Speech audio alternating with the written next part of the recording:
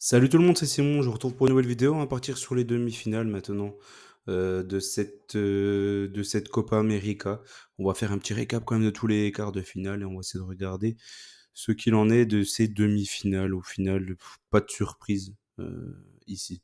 Il n'y a pas eu de surprise lors de ces quarts de finale. Bon, il y a eu des matchs beaucoup plus serrés que prévu. Notamment, bah, j'avais chopé 2 nuls plus Colombie, ça s'est passé.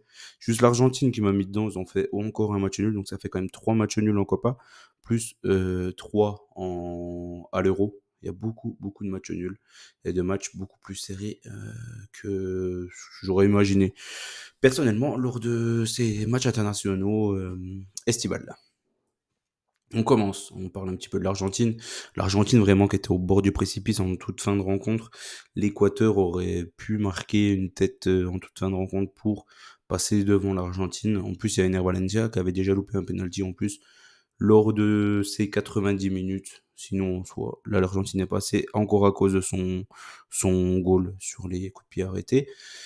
Comme on commence à en avoir l'habitude, hein, c'est un spécialiste des tirs au but. Messi avait loupé le sien, pourtant, en tout début, il a tenté une panenka au milieu, elle est passée sur la barre.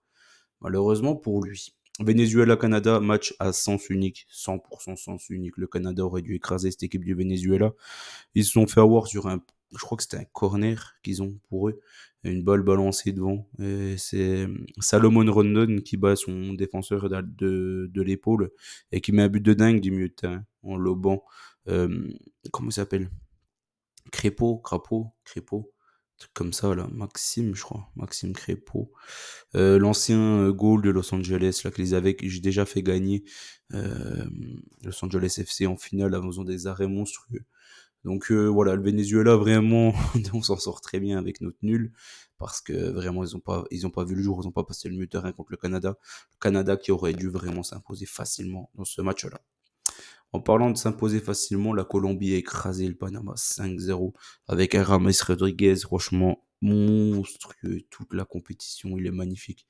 C'est certainement, ouais, certainement non, c'est sûr à 100%, c'est le meilleur joueur du tournoi.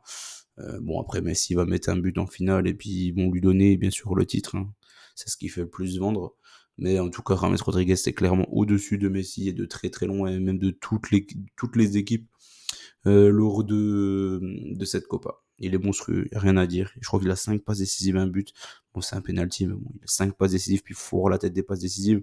Les deux, la première sur Cordoba et celle-là, dans ce match-là, sur Luis Diaz, incroyable. Incroyable, moi ça a toujours été un joueur frisson, j'ai toujours aimé. Ce qu'il faisait à Monaco, c'était ouf. Il a...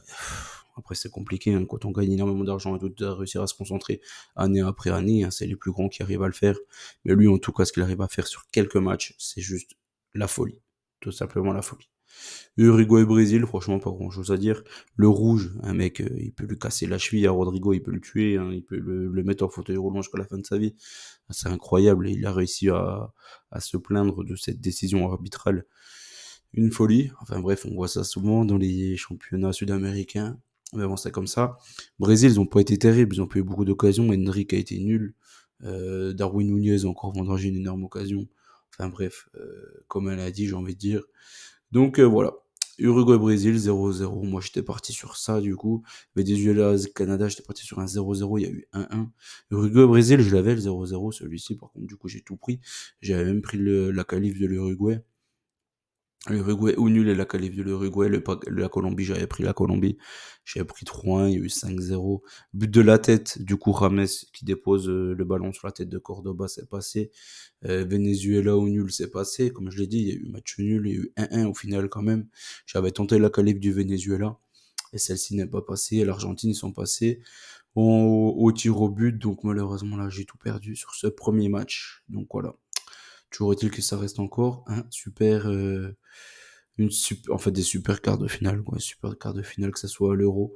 Encore mieux à l'Euro, mais là, mais c'est pareil, en Copa, c'était déjà très, très, très, très bien.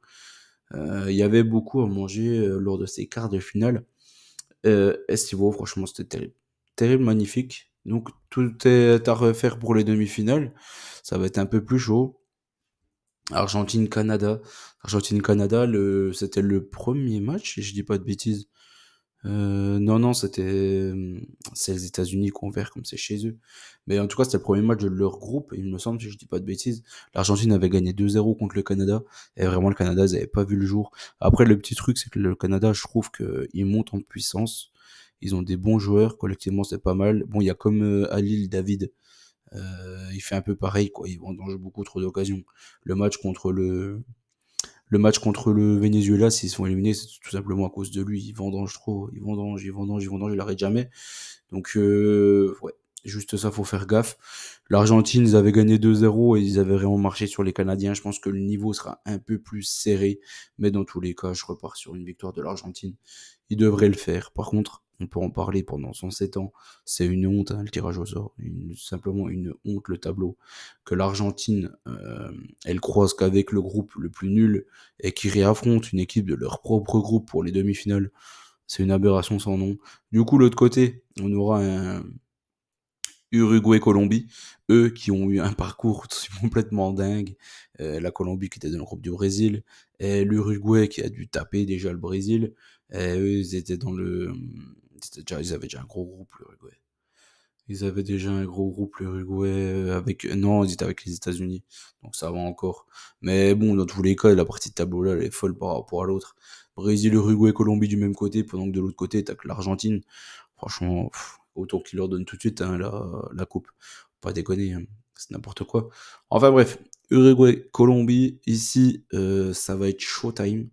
En début de compétition, je pensais que l'Uruguay était au-dessus de la Colombie, et de ce que je vois là depuis un petit moment, c'est que James, il est trop fort, il marche sur l'eau lors de cette compétition, et il pousse, il tire ses coéquipiers vers le haut, et je pense que ça peut faire la décision ici.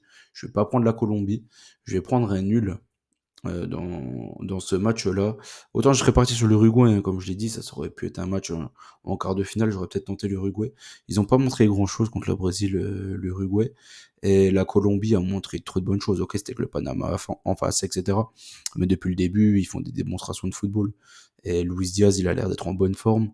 Rames, je vais pas revenir dessus. Cordoba, il sert vraiment aussi énormément en point de fixation. Et il est très fort aussi de la tête. Ils ont sur chaque coup de pied arrêté de Rames, que ce soit les défenseurs centraux, les milieux de terrain ou les attaquants, ils les chopent quasiment tous de la tête. Pourquoi pas un but de la tête aussi dans ce match-là, je ne serais pas vraiment surpris. Dans tous les cas, ça va être un match sympa, engagé, euh, pas mal d'occasions, je pense. Je vois pas un match ultra fermé ici. Ça va pas être un Uruguay-Brésil où j'avais mis 0-0. Euh, Là, franchement, je pense que ça va être un peu plus sympa à regarder. Et il devrait y avoir pas mal d'occasions. De toute façon, la Colombie, ils n'arrivent pas à jouer la défense. Donc, je les vois pas jouer la défense ici. On part sur un nul. Encore un, de toute façon, il en faut bien un. Et Argentine, je pense ils restent encore au-dessus de cette équipe canadienne, même si les Canadiens, franchement, ils sont plutôt sympas à regarder jouer. À ma grande surprise, hein, je pensais pas qu'ils allaient jouer aussi bien lors de cette Copa. Mais vu dans la finalité, je pense qu'ils passeront pas. Voilà, on a fait le tour. J'espère que la vidéo vous a plu. N'oubliez pas qu'on gagne, on perd ensemble. Je vous souhaite bonne chance à tous. Et je vous dis à très vite. Bah, je vous retrouverai de toute façon pour les finales. Bon, allez, ciao tout le monde.